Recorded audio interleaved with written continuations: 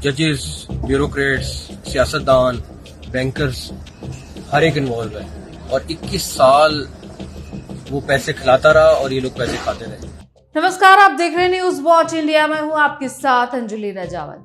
पाकिस्तान में इस वक्त जो कुछ हो रहा है उसे सिर्फ एक मंत्री के बयान या फिर प्रधानमंत्री की कुर्सी को लेकर चल रही अफवाह समझना शायद बहुत बड़ी भूल होगी, क्योंकि कहानी के केंद्र में है मोहसिन नकवी, पाकिस्तान के गृह मंत्री, जिनके पास वर्दी नहीं है, कोई बड़ा चुनावी जनाधार नहीं है, कोई पारंपरिक राजनीतिक खानदान नहीं है, लेकिन इसके बावजूद सत्ता के गलियारों में उनकी हैसियत लगातार बढ़ती दिखाई दे रही है। और सबसे दिलचस्प बात तो यह है कि उनका नाम सीधे पाकिस्तान के सबसे ताकतवर सैन्य अधिकारी फील्ड मार्शल असीम मुनीर के साथ जोड़ा जा रहा है। पिछले कुछ दिनों में नकवी ने पाकिस्तान की शासन व्यवस्था को ही फेल बता दिया, फिर कथित तौर पर बड़े भ्रष्टाचार के खुलासे की बात की और इसके बाद उनकी ही सरकार में बैठे रक्षा मंत्री ख्वाजा आसिफ ने उन्हें सार्वजनिक तौर पर जवाब दे दिया। दूसरी तरफ बिलावल भुट्टो जरदारी ने शहबाज शरीफ सरकार की उल्टी गिनती शुरू होने की बात कह दी, लेकिन इसके बाद मोहसिन नकवी खुद सामने आए और बोले कि शहबाज शरीफ अपनी 5 साल की संवैधानिक अवधि पूरी करेंगे। तो सवाल यह है कि आखिर पाकिस्तान में चल क्या रहा है? क्या ये सिर्फ बयानबाजी है या फिर इसके पीछे सत्ता के समीकरण बदलने की तैयारी है? सबसे पहले मोहसिन नकवी को समझिए, क्योंकि इस पूरी कहानी की सबसे अहम कड़ी वही है। नकवी पारंपरिक अर्थों के नेता नहीं है।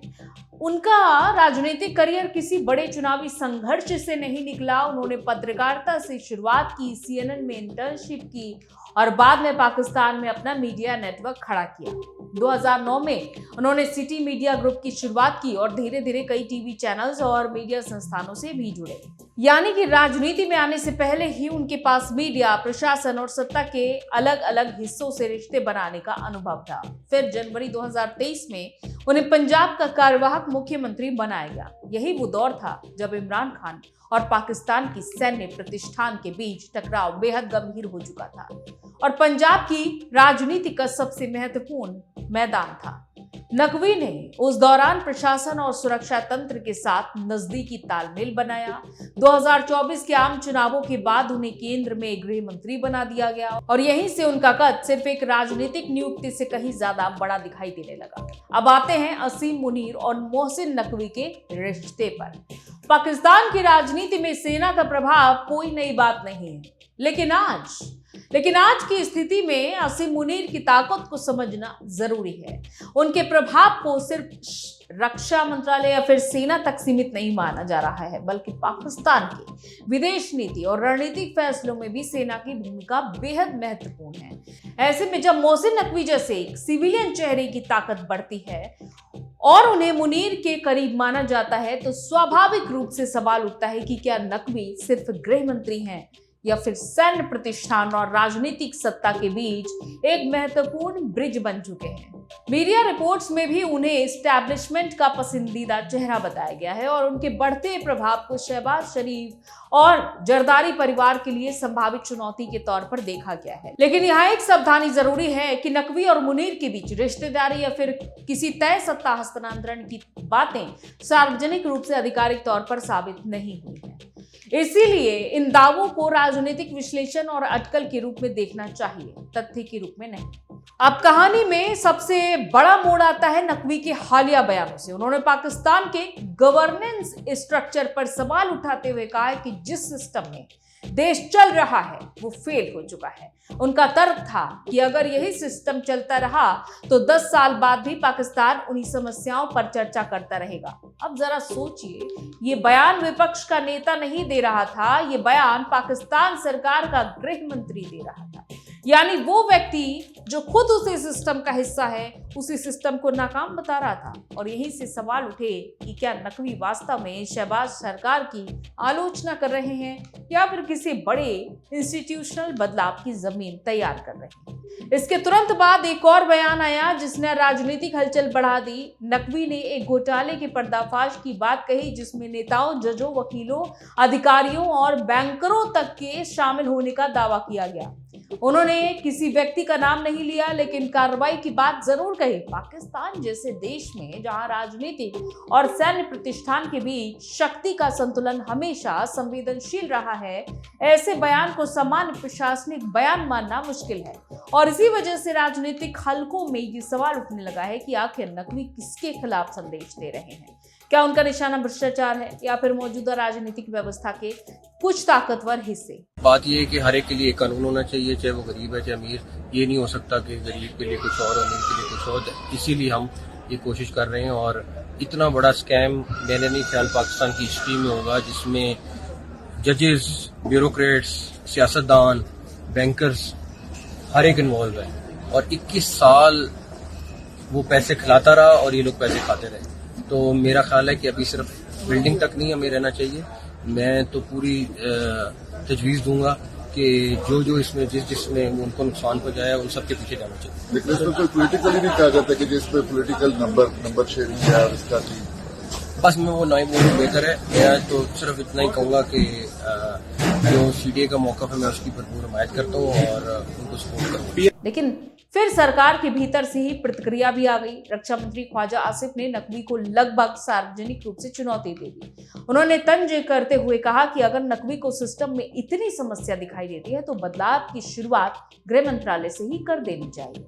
उन्होंने ये भी सवाल उठाया कि अगर एक मंत्री इतना शक्तिशाली है और फिर भी सिस्टम से शिकायत कर रहा है तो बाकी मंत्रियों की भूमिका क्या रह जाती है। ये बयान इसलिए महत्वपूर्ण है क्योंकि ये सिर्फ दो मंत्रियों के बीच व्यक्तिगत मतभेद जैसा नहीं दिखता है। इसके पीछे सत्ता और अधिकार को लेकर एक बवाल छिपा हुआ है, एक बड़ा सवाल छिपा हुआ है। आखिर पाकिस्तान की सिविलियन गवर्नमेंट में वास्तविक शक्ति किसके पास है?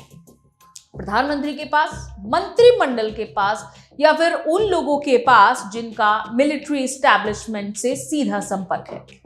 और फिर इस कहानी में तीसरा नाम आता है बिलावल भुट्टो जरदारी। बिलावल भुट्टो की पार्टी पीपीपी की उन राजनीतिक ताकतों में से एक है जिनके समर्थन से शहबाज शरीफ की सरकार चल रही है। ऐसे में जब बिलावल कहते हैं कि शहबाज सरकार की उल्टी गिनती शुरू हो चुकी है तो इस बयान का वजन बढ़ जाता है, खासकर इसलिए क्योंकि इससे पहले नकवी खुद गवर्नेंस सिस्टम पर सवाल उठा चुके थे। यानी एक तरफ सरकार का गृह मंत्री सिस्टम की आलोचना कर रहा है, दूसरी तरफ गठबंधन सरकार को समर्थन देने वाली पार्टी का प्रमुख प्रधानमंत्री की सरकार के भविष्य का सवाल उठा रहा है, और तीसरी तरफ रक्षा मंत्री गृह मंत्री को सार्वजनिक रूप से जवाब दे रहा है। अगर इन तीनों घटनाओं को एक साथ देखें तो पाकिस्तान की सत्ता के भीतर असहजता साफ दिखाई देती है। लेकिन कहानी का सबसे दिलचस्प हिस्सा यही आता है। इन तमाम बयानों के बाद जब मोहसिन नकवी से पूछा गया कि क्या शहबाज शरीफ की सरकार जाने वाली है तो उन्होंने इस संभावना को साफ तौर पर खारिज कर दिया। उन्होंने कहा कि सरकार के कहीं जाने का सवाल ही नहीं है और शहबाज शरीफ अपना 5 साल का पूरा संवैधानिक कार्यकाल करेंगे। उन्होंने ये भी कहा कि उनके और बिलावल के बयानों को लेकर जो बातें हो रही हैं उनका वास्तविकता से खास संबंध नहीं है। यानी कि कुछ ही दिनों के भीतर नकवी का संदेश बदलता हुआ भी दिखाई देता है। पहले सिस्टम फेल है, फिर बड़े घोटाले की बात, फिर राजनीतिक हलचल और उसके बाद प्रधानमंत्री के पूरे कार्यकाल की गारंटी। अब सवाल ये है कि अगर नकवी शहबाज शरीफ को हटाने की तैयारी नहीं कर रहे हैं तो फिर ये पूरा विवाद आखिर किस चीज का संकेत है?